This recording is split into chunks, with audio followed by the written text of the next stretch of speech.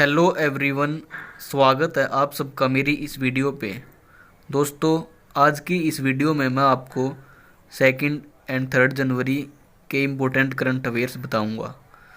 दोस्तों, अगर आप किसी भी कॉम्पिटिटिव एग्ज़ाम की तैयारी कर रहे हो तो यह करंट अफेयर्स आपके लिए बहुत ही फ़ायदेमंद होने वाले हैं। दोस्तों, आप इन करंट अफेयर्स को ध्यान से देखें और इन करंट अफेयर्स की अच्छे से रिवीजन करें। दोस्तों, अगर आप इन करंट अफेयर्स को अच्छे से करेंगे तो आप अपने एग्ज़ाम में अच्छा स्कोर कर पाएंगे। दोस्तों, किसी भी कॉम्पिटिटिव एग्ज़ाम, आप चाहे बैंक, एसएससी, रेलवे या फिर एनी अदर कॉम्पिटिटिव एग्ज़ाम की तैयारी कर रहे हो तो आप इन करंट अफेयर्स की प्रिपरेशन कर सकते हो। तो दोस्तों, चलिए चलते हैं इन इम्पोर्टेंट करंट अफेयर्स पर। दोस्तों, आज के करंट अफेयर्स का पहला क्वेश्चन है, किसने 1 जनवरी 2022 को 100 दिवसीय पढ़ाई अभियान पढ़े भारत का शुभारंभ किया? दोस्तों, धर्मेंद्र प्रधान। इसने 100 दिवसीय पढ़ाई अभियान पढ़े भारत का शुभारंभ किया। और दोस्तों, धर्मेंद्र प्रधान जो कि एजुकेशन के मिनिस्टर हैं, एंटरप्रेन्योर के मिनिस्टर हैं और स्किल डेवलपमेंट है। और दोस्तों, यह मध्य प्रदेश में राज्यसभा एमपी भी है। और दोस्तों, इसके बाद हम चलते हैं नितिन जयराम गडकरी। ये जो है रोड ट्रांसपोर्ट हाईवे के मिनिस्टर हैं। और दोस्तों, नरेंद्र सिंह तोमर, ये एग्रीकल्चर एंड फार्मर वेलफेयर के मिनिस्टर हैं। सुब्रमण्यम जयशंकर, ये फॉरेन के मिनिस्टर हैं और गुजरात में राज्यसभा एमपी हैं। और दोस्तों, स्मृति जुबिन ईरानी, ये वुमेन एंड चाइल्ड डेवलपमेंट के मिनिस्टर हैं। नेक्स्ट क्वेश्चन दोस्तों, प्रधानमंत्री नरेंद्र मोदी ने किस शहर में मेजर ध्यानचंद स्पोर्ट्स यूनिवर्सिटी की आधारशिला रखी? दोस्तों, मेरठ, उत्तर प्रदेश। उत्तर प्रदेश के मेरठ में प्रधानमंत्री नरेंद्र मोदी ने मेजर ध्यानचंद स्पोर्ट्स यूनिवर्सिटी की आधारशिला रखी। और दोस्तों, खम्माम डिस्ट्रिक्ट तेलंगाना। तेलंगाना के खम्माम डिस्ट्रिक्ट में IRCTC Ramayan circuit train Bhadrachalam से यह ट्रेन चलने लगी। दोस्तों, भद्राचलम से IRCTC रामायण सर्किट ट्रेन शुरू की गई है तेलंगाना के खम्माम डिस्ट्रिक्ट से। नेक्स्ट क्वेश्चन दोस्तों, विनय कुमार त्रिपाठी को रेलवे बोर्ड का चेयरमैन और CEO चीफ एग्जीक्यूटिव ऑफिसर नियुक्त किया गया है। उन्होंने किसकी जगह ली है? सुनीत शर्मा। दोस्तों, उन्होंने सुनीत शर्मा की जगह ली है। और दोस्तों, देबाब्रता मुखर्जी, ये जो है चेयरमैन है ऑडिट ब्यूरो ऑफ सर्कुलेशन के। और इसके बाद GC मुर्मू, ये दोस्तों एक्सटर्नल ऑडिटर है इंटरनेशनल एटॉमिक एनर्जी एजेंसी। जो इंटरनेशनल एटॉमिक एनर्जी एजेंसी है दोस्तों, उसके ये एक्सटर्नल ऑडिटर हैं। और दोस्तों, CK Ranganathan, president of All India Management Association. All India Management Association के प्रेसिडेंट है CK रंजनाथन। नेक्स्ट क्वेश्चन दोस्तों, VS पठानिया ने इंडियन कोस्ट गार्ड के डायरेक्टर जनरल के रूप में कार्यभार संभाला।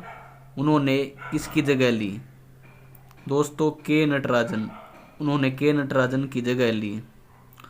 और दोस्तों, ऑप्शन में आपको दे रखा है नीलम सम्मी राव। दोस्तों, central provident fund commissioner in the employ provident fund organisations.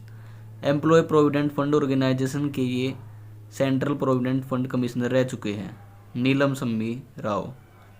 और दोस्तों, उसके बाद G Ashok Kumar, director general of National Mission for Clean Ganga. दोस्तों, National Mission for Clean Ganga के डायरेक्टर जनरल रह चुके हैं कौन? G अशोक कुमार। और दोस्तों, इतिरा देविस, यह दोस्तों उज्जीवन स्मॉल फाइनेंस बैंक के एमडी एंड सीईओ रह चुके हैं। और दोस्तों उसके बाद प्रदीप शाह, ये है जो है चेयरमैन है national asset reconstruction company.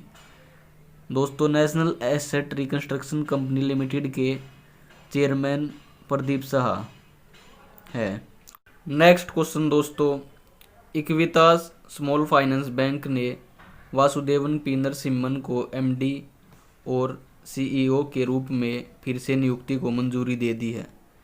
Equitas small finance bank का हेडक्वार्टर कहाँ है?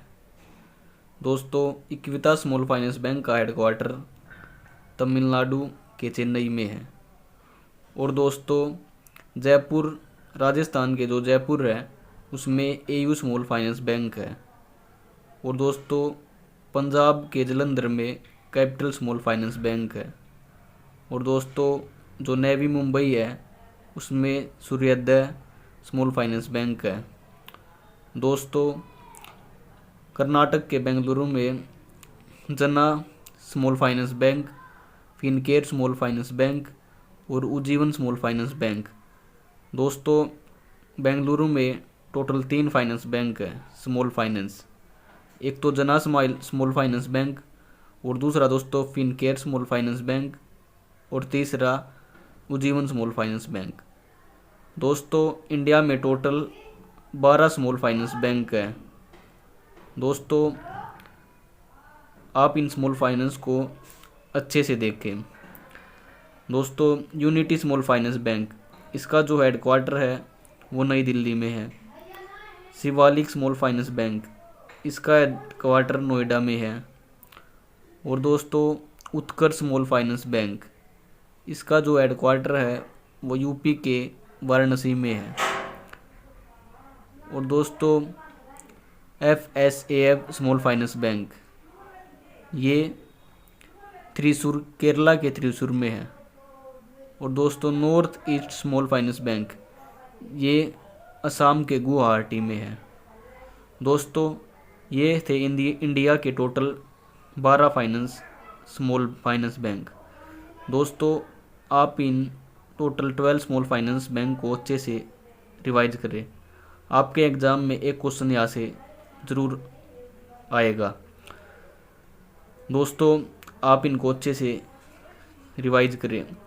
इंडिया में कौन कौन से टोटल स्मॉल फाइनेंस बैंक है?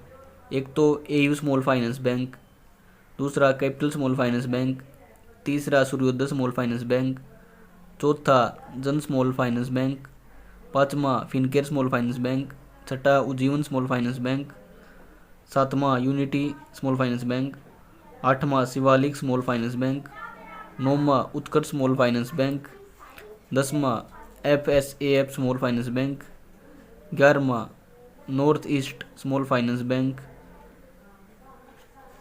और 12वां इक्विटास स्मॉल फाइनेंस बैंक। दोस्तों ये टोटल आपके 12 स्मॉल फाइनेंस बैंक हैं। नेक्स्ट क्वेश्चन दोस्तों, इंश्योरेंस रेगुलेटर IRDAI ने कहा कि LIC, GI री एंड न्यू इंडिया को 2021-22 के लिए घरेलू प्रणालीगत महत्वपूर्ण बीमाकर्ता के रूप में पहचाना जाना जरूरी है। IRDAI के चेयरमैन कौन है? दोस्तों सुभाष चंद्र खुंतिया, ये IRDAI के चेयरमैन हैं। और दोस्तों सुप्रतिम बंदोपाध्याय, ये जो है PFRDA के हेड है। हर्षा बंगारी, दोस्तों ये एक्सिम बैंक के हेड है, एक्सपोर्ट इंपोर्ट बैंक। दोस्तों एक्सपोर्ट इंपोर्ट बैंक के हेड हर्षा बंगारी। और दोस्तों गोविंदा राजुलू चिंताला, ये जो है ये नबार्ड के हेड है। National bank for agricultural and rural development के हेड कौन है? गोविंदा राजुलू चिंताला। और दोस्तों सेनापति गोपाला कृष्णन, ये जो है ये रिजर्व बैंक इनोवेशन हब के CP चेयरपर्सन है। दोस्तों सेनापति गोपाला कृष्णन, ये रिजर्व बैंक इनोवेशन हब के CP चेयरमैन है। नेक्स्ट क्वेश्चन, किसान विकास पत्र की ब्याज दर क्या है? दोस्तों किसान विकास पत्र का इंटरेस्ट रेट क्या है? 6.9%। दोस्तों हाल ही में अभी जो किसान विकास पत्र है उसका इंटरेस्ट रेट 6.9% चल रहा है। और दोस्तों पब्लिक प्रोविडेंट फंड का जो इंटरेस्ट रेट है वो 7.1% चल रहा है। और दोस्तों सुकन्या समृद्धि अकाउंट योजना, इसका जो इंटरेस्ट रेट है वो 7.6% है। और दोस्तों सीनियर सिटीजन सेविंग स्कीम, इसका जो इंटरेस्ट रेट है वो 7.4% है। और दोस्तों नेशनल सेविंग सर्टिफिकेट, इसका जो इंटरेस्ट रेट है वो 6.8% है। दोस्तों आप इनके इंटरेस्ट रेट को अच्छे से याद करो, आपके एग्ज़ाम में यहाँ से एक क्वेश्चन ज़रूर आएगा। नेक्स्ट क्वेश्चन, क्रिकेट में भारत ने श्रीलंका को 9 विकेट से हराकर अंडर-19 एशिया कप पर कब्जा कर लिया। यह किस देश में आयोजित किया गया था? दोस्तों यूएई, यह यूएई में आयोजित किया गया था। और दोस्तों कतार में जो 2022 का जो फीफा मेंस वर्ल्ड कप है वो कतार होस्ट करेगा। और दोस्तों 2023 का जो फीफा वुमेन वर्ल्ड कप है वो ऑस्ट्रेलिया होस्ट करेगा। और दोस्तों 2023 का FIFA U20 mains world cup है U20 का, वो दोस्तों इंडोनेशिया होस्ट करेगा। और दोस्तों 2026 का जो फीफा मेंस वर्ल्ड कप है वो कनाडा, मैक्सिको, USA होस्ट करेगा। और दोस्तों 2022 का जो FIFA U17 women world cup है उसको इंडिया, हमारा भारत होस्ट करेगा। और दोस्तों 2023 का जो FIFA U17 mains world cup है उसको पेरू होस्ट करेगा। और दोस्तों 2022 का जो FIFA U20 women's world cup है उसको कोस्टा रिका होस्ट करेगा। दोस्तों आप इनको अच्छे से रिवाइज करें। और दोस्तों इंडिया विशाखापत्तनम में अपने सबसे बड़े नौसैनिक अभ्यास मिलान के 11th एडिशन को होस्ट करेगा।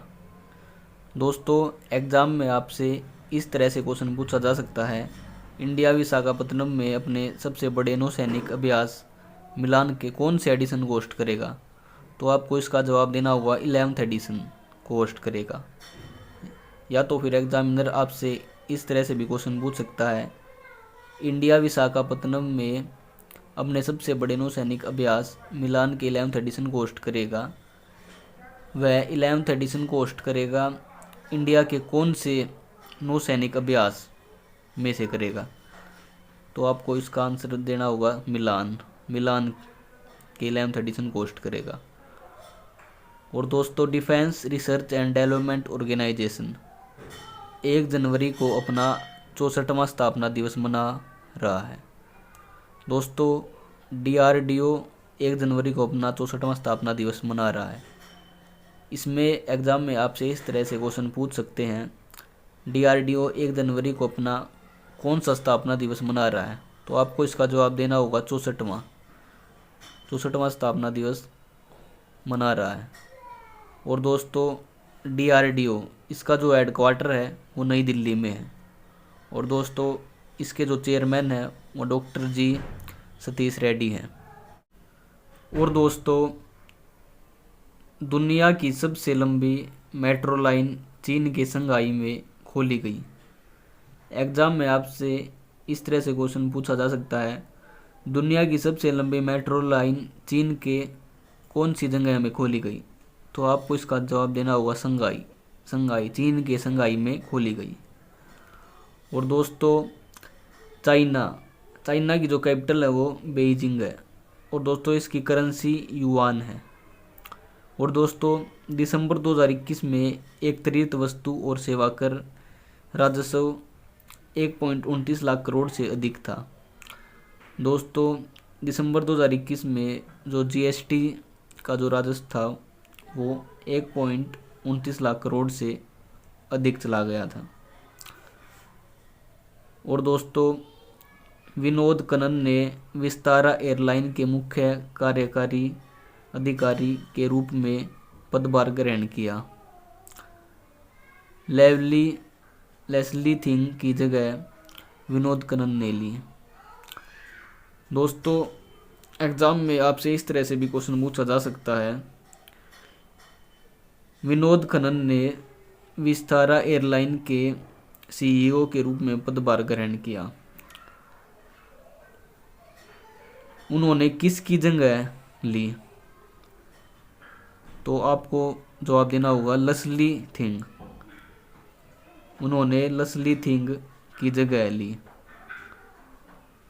विनोद खन्ना ने लेस्ली थिंग की जगह ली। और दोस्तों LIC ने अपने ग्राहकों के लिए बिक्री और सेवाओं जैसे डिजिटल संचालन को बढ़ाने के लिए मुंबई में बंदरा कुर्ला कॉम्प्लेक्स में LIC डिजी जोन की स्थापना की। एग्जाम में आपसे क्वेश्चन पूछ सकता है, LIC ने अपने ग्राहकों के लिए बिक्री और सेवाओं जैसे डिजिटल संचालन को बढ़ाने के लिए मुंबई में कौन से कॉम्प्लेक्स में, या तो मुंबई के कौन से कॉम्प्लेक्स में, या तो फिर LIC ने अपने ग्राहकों के लिए बिक्री और सेवाओं जैसे डिजिटल संचालन को बढ़ाने के लिए कौन सी जगह पर बंदरा कॉम्प्लेक्स में LIC डिजी जोन की स्थापना की। आपसे इस तरह से एग्जाम में क्वेश्चन पूछे जा सकते हैं। और दोस्तों LIC लाइफ इंश्योरेंस कॉरपोरेशंस, दोस्तों इसकी जो स्थापना है वो 1 सितंबर 1956 को हुई। और दोस्तों इसका जो हेडक्वार्टर है LIC का वो मुंबई है। और दोस्तों LIC के चेयरपर्सन MR कुमार है। और दोस्तों मामा अर्थ पेरेंट कंपनी होनासा कंज्यूमर 2022 की पहली यूनिकॉर्न बनी।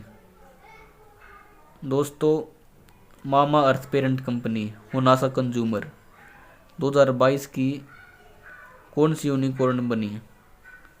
पहली यूनिकॉर्न। और दोस्तों वन अर्थव्यवस्था को विकसित करने के लिए Indian school of business Jharkhand सरकार के साथ सहयोग करेगा। एग्जाम में आपसे इस तरह से क्वेश्चन पूछा जा सकता है, वन अर्थव्यवस्था को विकसित करने के लिए Indian school of business Jharkhand यह सरकार के साथ सहयोग करेगा, या इंडियन स्कूल ऑफ बिजनेस कौन सी सरकार के साथ सहयोग करेगा? तो आपको इसका जवाब देना होगा झारखंड। यह झारखंड सरकार के साथ सहयोग करेगा।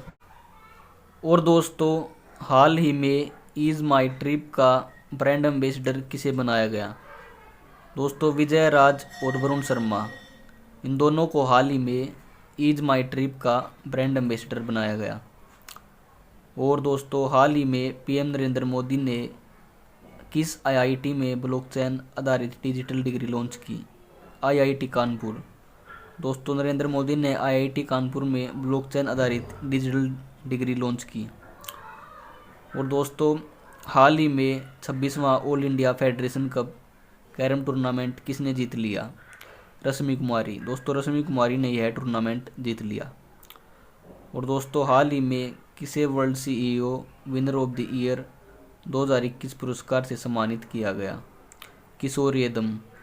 दोस्तों किशोर यदम को world CEO winner of the year 2021 पुरस्कार से सम्मानित किया गया। और दोस्तों हाल ही में सेंचुरियन में टेस्ट मैच जीतने वाली पहली एशियाई टीम कौन सी बन गई है? भारत।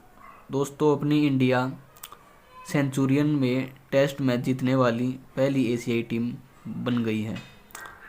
और दोस्तों हाल ही में AU स्मॉल फाइनेंस बैंक ने किसे अतिरिक्त निदेशक के रूप में नियुक्त किया है? HR खान। दोस्तों HR खान को AU स्मॉल फाइनेंस बैंक ने अतिरिक्त निदेशक के रूप में नियुक्त किया है। और दोस्तों हाल ही में बिहार के नए मुख्य सचिव कौन बने हैं? आमिर सुबहानी। दोस्तों आमिर सुबहानी बिहार के नए मुख्य सचिव बने हैं। और दोस्तों हाल ही में किस भारतीय गेंदबाज ने विदेशी धरती पर 100 विकेट पूरे किए हैं? दोस्तों जसप्रीत बुमराह। जसप्रीत बुमराह ने भारतीय गेंदबाज विदेशी धरती पर 100 विकेट पूरे किए हैं। और दोस्तों, हाल ही में मिस इंडिया गैलेक्सी का खिताब किसने जीता है? निकिता सोकल। दोस्तों, अभी रिसेंटली निकिता सोकल ने मिस इंडिया गैलेक्सी का खिताब जीत लिया है। और दोस्तों, विजय हजारे ट्रॉफी 2021-22 कौन सी स्टेट ने जीती? हिमाचल प्रदेश। दोस्तों, हिमाचल प्रदेश की स्टेट ने अभी रिसेंटली विजय हजारे ट्रॉफी 2021-22 जीत ली है। और दोस्तों, कौन सी इंग्लिश नॉवल ने साहित्य अकेडमी अवार्ड 2021 जीत लिया? दोस्तों, things to leave behind. Things to leave behind English novel ने साहित्य अकेडमी अवार्ड 2021 जीत लिया है। और दोस्तों, इसके जो बुक राइटर हैं थिंग्स टू लीव बिहाइंड के, वो नमिता गोखले। दोस्तों, नमिता गोखले इस बुक की राइटर हैं। दोस्तों, आज के लिए बस इतना ही। दोस्तों, अगर आपको मेरी यह वीडियो अच्छी लगी हो, और दोस्तों अगर आपको इस वीडियो से ज़रा सा भी फ़ायदा हुआ हो, तो आप इस वीडियो को लाइक करें। और दोस्तों, आप इस वीडियो को शेयर करें ताकि इससे सबका फ़ायदा हो सके। तो दोस्तों, आज के लिए बस इतना ही। बाकी मिलते हैं फिर अगली वीडियो में। धन्यवाद।